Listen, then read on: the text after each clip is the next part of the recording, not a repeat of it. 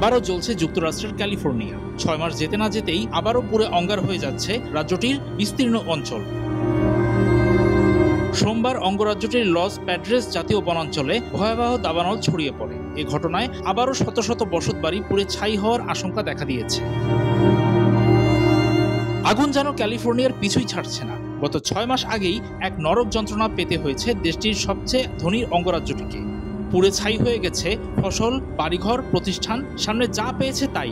Million million ডলারের সব ঘরবাড়ি ধুলো হয়ে উড়ে গেছে প্রশান্ত মহাসাগরে। মুহূর্তেই মিলিয়নিয়ারকে পথে বসতে হয়েছে। যারা কোনোদিন বোঝেনি অভাব কাকে বলে, তাদের দেখা গেছে ত্রাণের লাইনে। আগুন কাউকে ছেড়ে কথা বলেনি, সাধারণ নাগরিক থেকে তারকা। আবারও যেন সেই দিন ফিরে এলো ক্যালিফোর্নিয়া। ক্যালিফোর্নিয়ার বন ও অগ্নি সুরক্ষা বিভাগ জানিয়েছে, গিফোর্ড অগ্নিকাণ্ড নামে পরিচিতি পাওয়া ওই দাবানলে সান্তা বারবারা এবং সান লুইস ওবিস্পো কাউন্টির 100 বর্গমাইলের বেশি এলাকা পুড়ে গেছে। ওই আগুন এখনও নিয়ন্ত্রণের বাইরে আছে। সান্তা মারিয়া এবং বেকার্সফিল্ডের মধ্যে কমপক্ষে 4টি ছোট আগুন থেকে ওই দাবানলের শুরু হয়েছে। কয়েকটি স্থানে একই সঙ্গে আগুন লাগায় এখন দাবানলটি অনেকগুলো বাঁক নিয়ে বিভিন্ন দিকে ছড়িয়ে পড়েছে। শুকনো ঝোপঝাড় গ্রাস করে আগুন খুব খাড়া ঢাল বেয়ে পাহাড়ি এলাকার উপরের দিকে উঠে যাচ্ছে। আগুনে প্রায় 450টি স্থাপনা বিপদে আছে। সান্তা বারবারা কাউন্টির প্রায় 1,10,000 জনসংখ্যার শহর সান্তা মারিয়ার মহাসড়ক বন্ধ করে দিতে হয়েছে, কারণ সড়কটির দুদিকেই আগুনের শিখা ছড়িয়ে পড়েছে। সান্তা বারবারা থেকে প্রায় 65 মাইল উত্তর পশ্চিমে এবং লস অ্যাঞ্জেলেসের 150 মাইল উত্তর পশ্চিমে পাহাড়ি অঞ্চলটি কৃষিকাজ এবং ওয়াইন শিল্পের জন্য পরিচিত।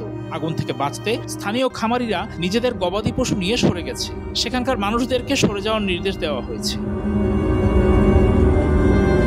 1000-এর বেশি দমকল কর্মী গরম, শুষ্ক আবহাওয়া এবং অনিয়মিত বাতাসের সঙ্গে লড়াই করে আগুন নিয়ন্ত্রণে ব্যস্ত হন। শেষ খবর পাওয়া পর্যন্ত তারা মাত্র 3% এলাকার আগুন নেভাতে সফল হয়েছে। আগুন লাগার কারণ জানতে তদন্ত চলছে।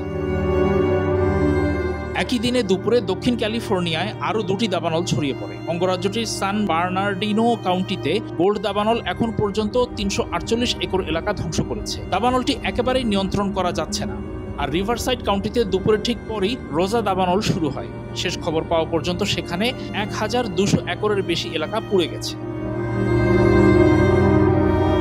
ক্যালিফোর্নিয়ায় প্রায়ই দাবানলের ধ্বংসলীলা দেখা যায়। 85% ক্ষেত্রে মানুষের কারণেই দাবানলের শুরু বলে জানিয়েছে মার্কিন বন বিভাগ। গত কয়েক দশকে নগরায়ন আর প্রকৃতির ওপর মানুষের অত্যাচারকে এমন বিপর্যয়ের জন্য দায়ী করা হয়েছে। ক্যালিফোর্নিয়ার ইতিহাসে সবচেয়ে বড় 10টি দাবানলের 8টি গত 5 বছরে হয়েছে।